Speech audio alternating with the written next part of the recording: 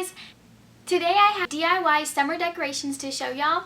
They are super fun, super cute, very easy to incorporate into your home decorations already. They are super summery and so much fun, and I really think y'all will love them, so let's get right into them.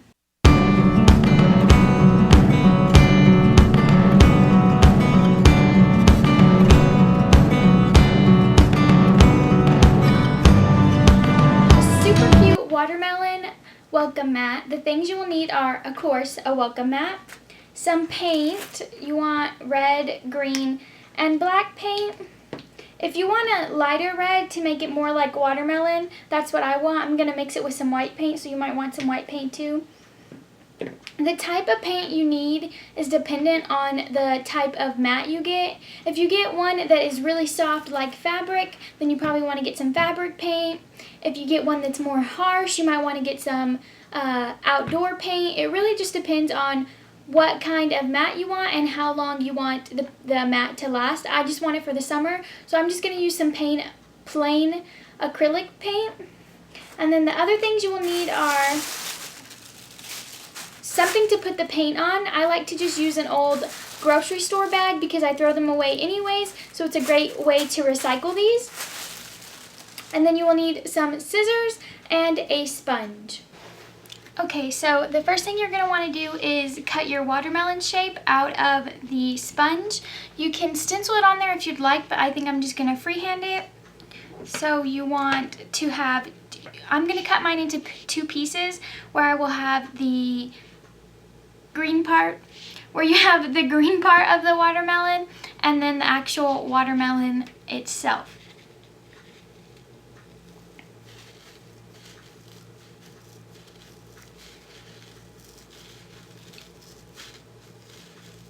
So you just want to cut a curved line out of it.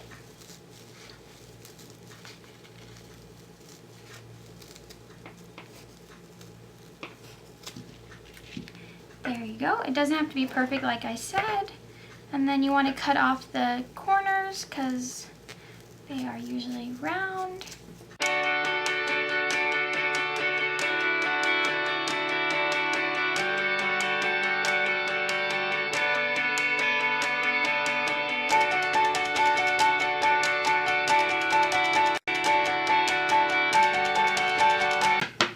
So this is going to be the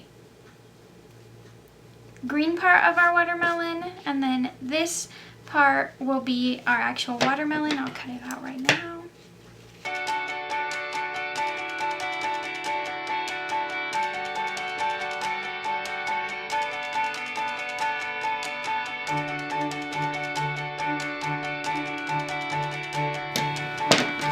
Okay, so here is our watermelon.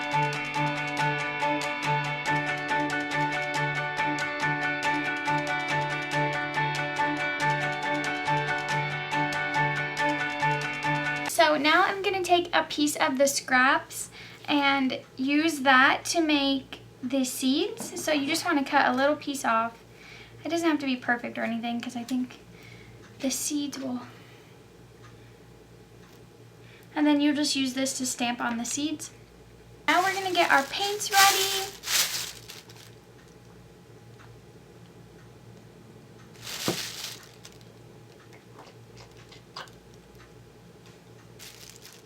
You're going to need a lot more red than green and a lot more green than black. So try to make sure you put enough paint out. And when you're mixing your paints, you want to just use a small amount of white in the red because you don't want to make it pink. And I'm just using the end of a paintbrush to mix it together.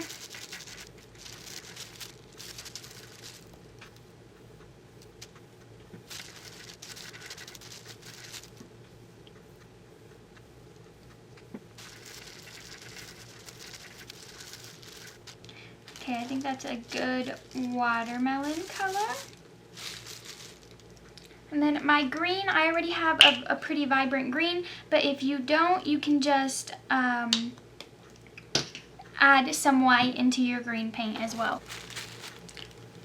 Okay, so you want to start by stamping your sponge into the paint. You want to put your paint in a large surface area like this, enough that the sponge will sit in completely. If you get too much paint, you can...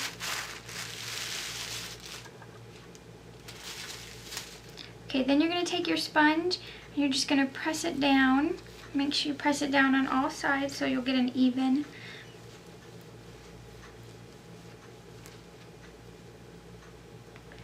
And there's your watermelon. And then you can go in with the sponge and just cover some of the sparse areas more. And then you want to do the same thing with the green. You want to put it in a larger area like this and do the same thing.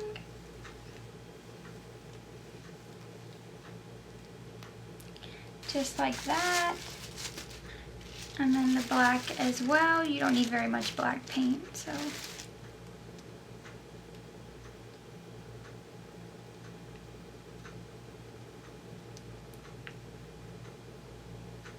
You just want to repeat that over and over again in different directions and patterns.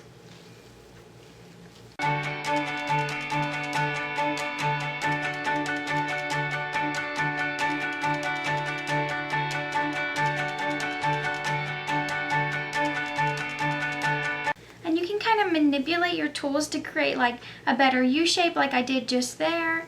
It's really, you just use what you have to make the best watermelon that you like.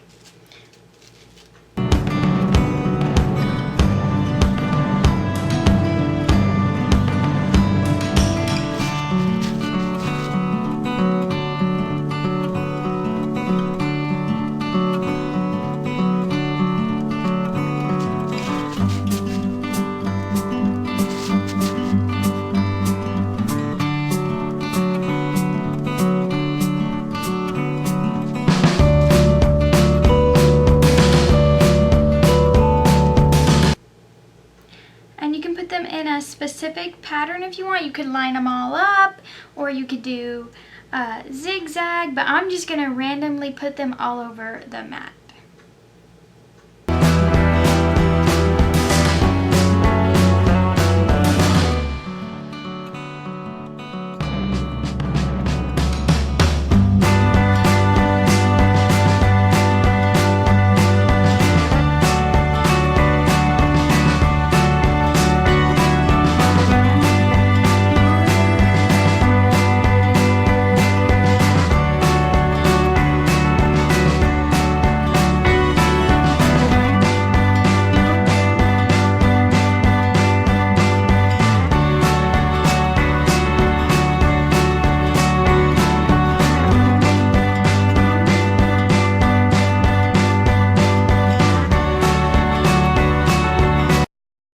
Going to want to let this dry based on the paint that you used.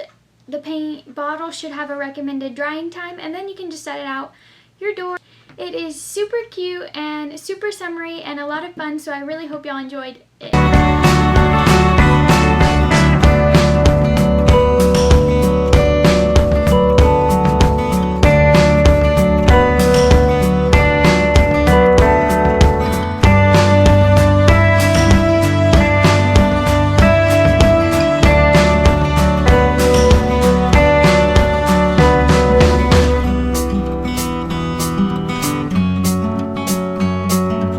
For the third and final decoration, you will need one vase, some flowers. You can get fake or real flowers. I got fake just because they will last longer. And some lemons. The amount of lemons you will need is going to be based on how big your vase is. So I would just recommend cutting one lemon and then placing them in the vase and then getting another lemon. So you just want to take it one lemon at a time, otherwise you might be cutting way too many lemons. But if you do, you can just use them for lemonade or something. And then you will need a knife, be very careful, and something to cut your lemons on. So let's get started. You want to cut your lemons in very thin slices.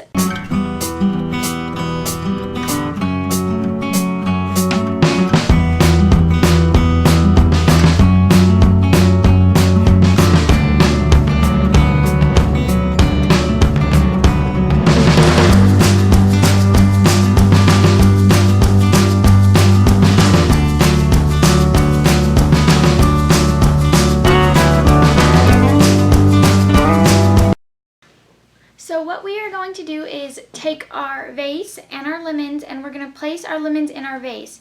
We're going to line the walls of our vase with the lemons. So you just want to put them next to each other on the sides of the vase. Oh, it smells so good. I love the smell of it.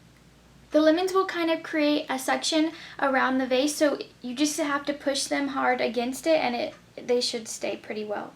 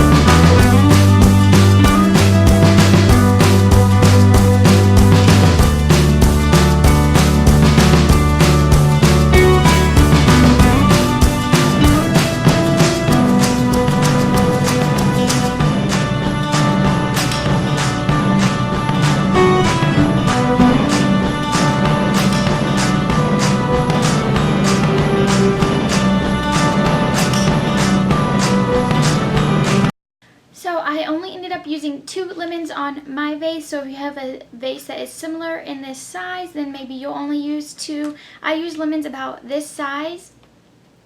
Next, we're going to add our flowers into our vase.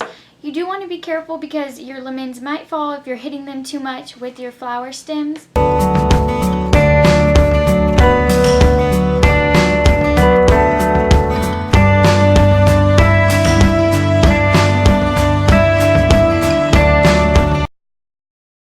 I really hope you enjoyed these DIYs. You can share your version of these DIYs with me on my Instagram or Twitter. Also, if you like this video, give it a big thumbs up. Subscribe to my channel for more videos. I also do beauty and lifestyle videos, so be sure to check those out. Thanks so much for watching.